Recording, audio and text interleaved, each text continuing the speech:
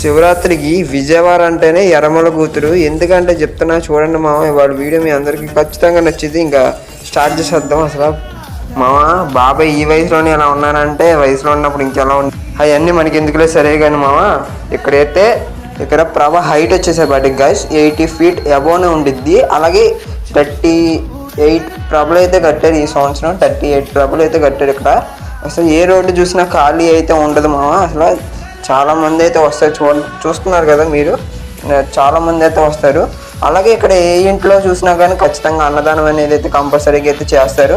మీరు కూడా అంటే మీరు తిరిగిపోయినా కానీ మీకు పిలిచి మరీ అన్నం అయితే పెడతారు. ఇది ఒక చాలా బాగుండిద్ది అక్కడ. అలాగే చూడండి జైంట్ వీల్ అయితే ఎక్కాం. అంటే ఎగ్జిబిషన్ కూడా ఉండిద్ది అక్కడ. 8 days అయితే జరిగిద్ది ఎగ్జిబిషన్ మాత్రం.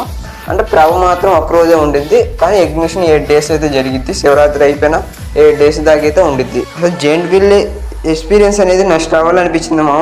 సిటీ మొత్తం అయితే ఆల్మోస్ట్ కనిపించేసింది. అసలు ఎక్కడెక్కడ ఏమేమి ప్రభ ఉందో కూడా అది కూడా కనిపించేసింది.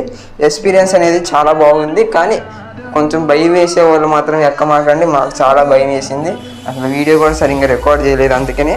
ఇంకా అలాగా తిరుగుతూ ఇక్కడ ఫోక్ బిస్కెట్ అయితే కనిపించింది. ఫోక్ బిస్కెట్ కూడా ట్రై చేసాం. ఇంకా అలాగా వస్తే ఇక్కడ మన వాళ్ళు అయితే డ్యాన్స్ వేస్తున్నారు. అల్లు అర్జున్ అన్న స్టెప్ అయితే వేస్తున్నారు చూడండి.